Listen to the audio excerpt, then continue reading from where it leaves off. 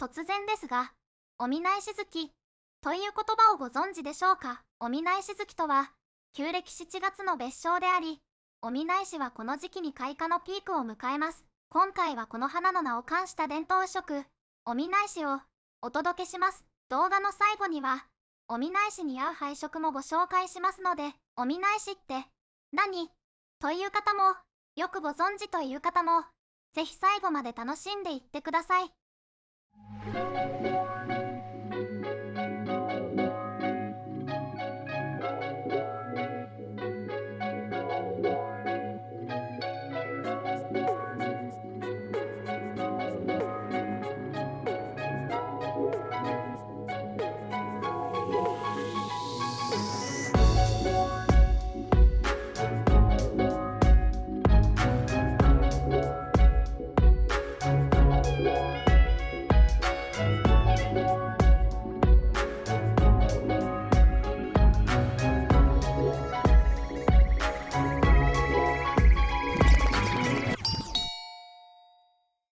皆さんこんにちは。シェイズオブニッポンです。このチャンネルでは、日本の美しい伝統食を一食ずつ取り上げ、ゆっくり丁寧にご紹介しています。今回深掘りするのは、その名も優雅なお見ないし。この色は夏から秋にかけてのに咲く可憐な黄色い花、お見ないしに由来しています。この色の美しさの源であるお見ないしという植物が、どのような魅力と背景を持っているのか、その多彩な側面をゆっくり紐解いていきましょう。お見ないしは、JISの慣用式名には該当する色がありません。ですが、お見ないしをはじめ、伝統色のカラーコードは、多くの書籍やウェブサイト上で、様々に紹介されています。その中から今回は、動画作成の際にいつも参考にさせていただいている、DIC のウェブサイト、和食大辞典に掲載されている数値を採用しました。お見ないし、明るい灰身の奇形の色、他にも明るい緑みの黄色、緑みの冴えた黄色など、様々な表現があります。お見ないしは、スイカズラ科の多年草で、英語ではゴールデンレースとも呼ばれます。すらりと長く伸びた茎の先に、多数の黄色い小さな花を傘のようにまとめて咲かせるのが特徴で、その花房は全体で15から20センチメートルほどの大きさにもなります。お見ないしは、沖縄を除く日本全土、そして中国から東シベリアにかけて広く分布しており、日当たりの良い山野の草地や林園などで見ることができます。開花時期は主に夏から秋にかけてで、7月から10月まで長く楽しむことができます。特に8月から9月、旧暦7月に開花のピークを迎えます。今が盛りの花であるという意味合いから、旧暦7月はお見ないし月とも呼ばれます。繁殖力がとても強く、乾燥した土地でも丈夫に育つというたくましさを備えた植物ですが、近年では人里近くで野生のお見ないしを見かけることは少なくなってきているとも言われています。ちなみに、お見ないしによく似た近縁種として、男絵師という花があります。お見ないしよりも全体的に大きく、茎や葉に粗い毛があり、白い花を咲かせます。お見ないしが女性的で繊細な印象を与えるのに対し、男絵師はより強健で男性的な印象があることから、その名が付けられたと言われています。お見ないしという響きには、どこか神秘的な美しさが感じられますが、その名前の由来には、複数の説があります。最も有名な説の一つは、おみなと消し、消す、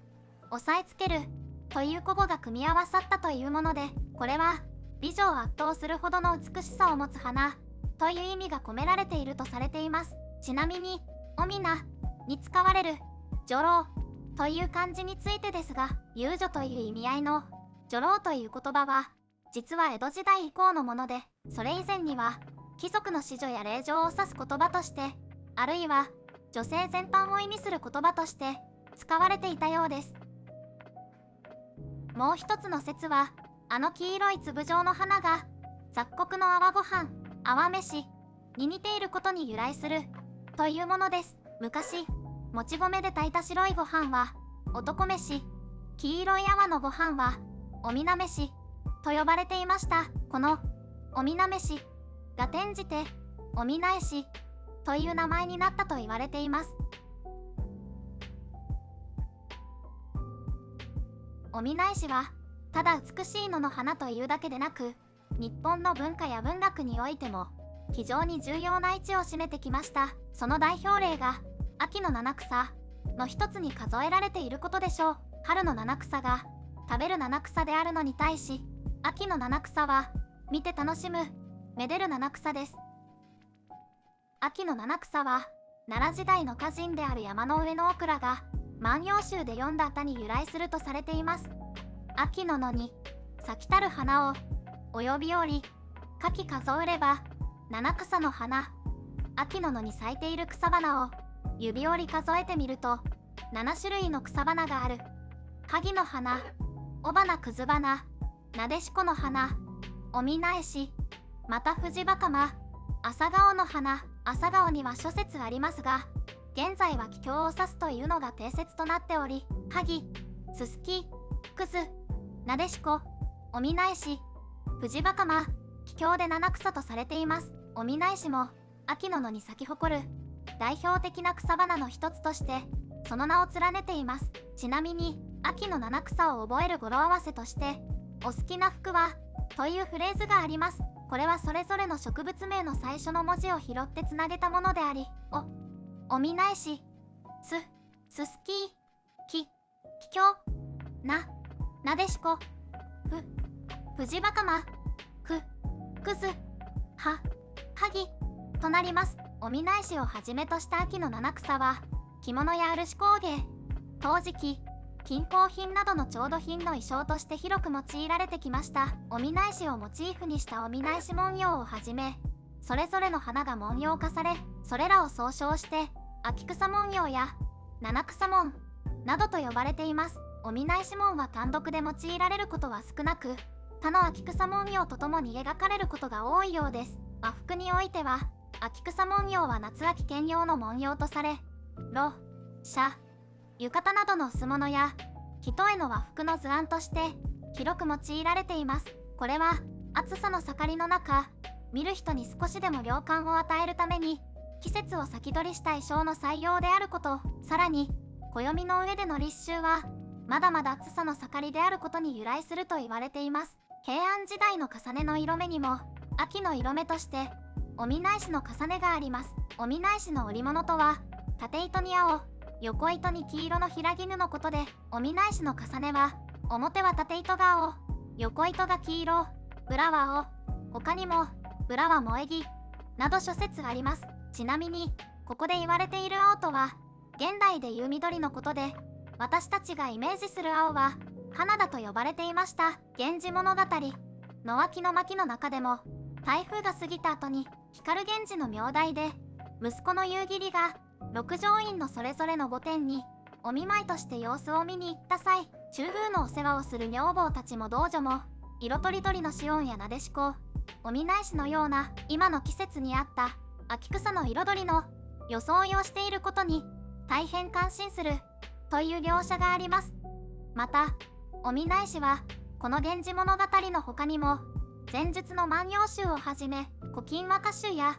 枕草子など数多くの古典文学作品に登場します。春はあけぼのでおなじみ清少納言の枕草子の中の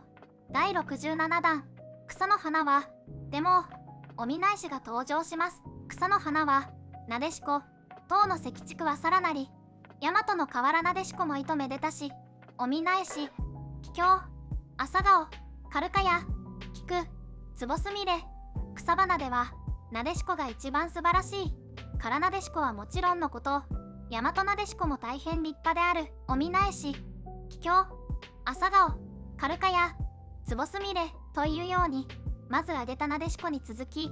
2番手におみなえしの名が挙がってきます。和歌の中にもおみなえしは多く登場します。おみなえしの花そのものをめでた歌の他にも、名前に女がつくことからおみなえしを女性に例え、その美しさや儚さを表現した歌も見られます。ここでは古今和歌集の中から藤原定方阿尊の一首をご紹介します。秋ならで会うことかたきおみなえし、天の河原にお犬ものゆえ、秋でなければ会うことが難しいオミナエシ。天の河原に生えているわけではないのに、オミナエシは女性に例えた掛け言葉で、天の河原とは織姫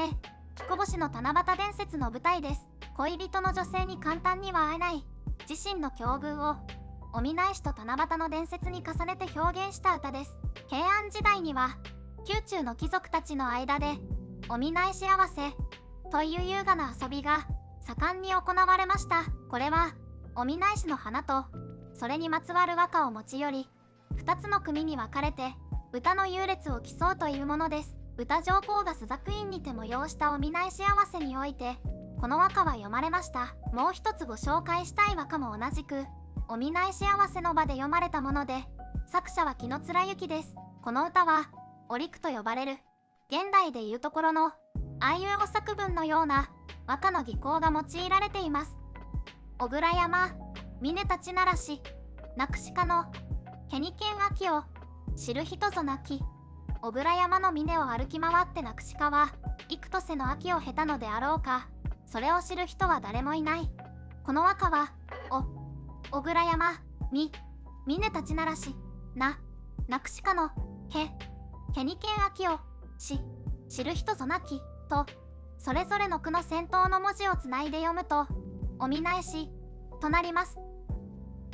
さらに日本の伝統芸能である能の中にもおみなえしと書いておみなめし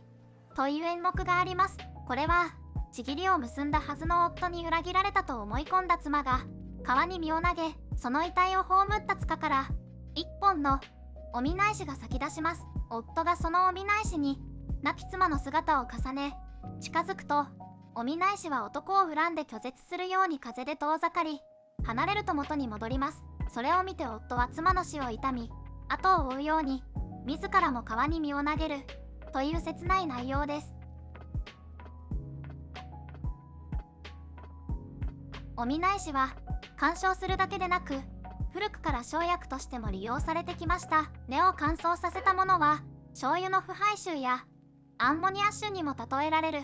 独特の匂いを発することから肺消根と呼ばれ、消炎排膿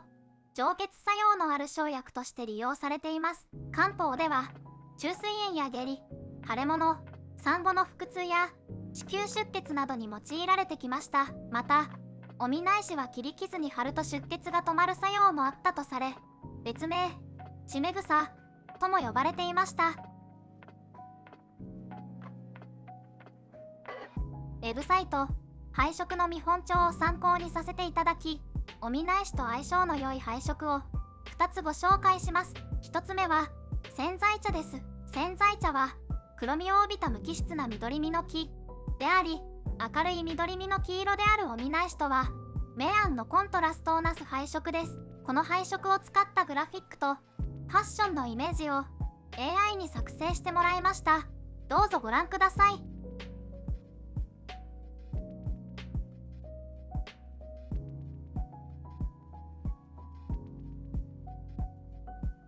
2つ目は恋合と菊地なしの配色です。黄色系同士の取り合わせに恋合を差し色として加える、あるいは恋合をベースに奇形をアクセントとする、そんな配色になるかと思います。爽やかさと同時に高級感も感じられる組み合わせと言えるでしょう。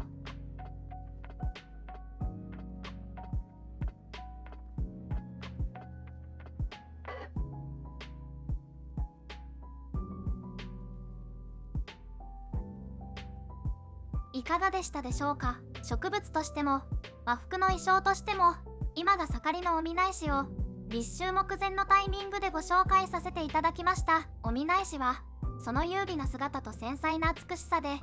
古くから日本の自然や文化、人々の暮らしに深く根付いてきた花です。秋の七草として親しまれ、数々の古典文学や能の題材となり、さらにおみなえし文様や日本の伝統色として私たち日本人の美意識の中に生き続けています。このチャンネルでは今後も様々な日本の伝統色を取り上げていきます。もし気に入っていただけましたら、ぜひいいねボタンやチャンネル登録をお願いいたします。取り上げてほしい伝統色などがありましたら、ぜひコメントでお聞かせください。また次回の動画でお会いしましょう。最後までご覧いただき、誠にありがとうございました。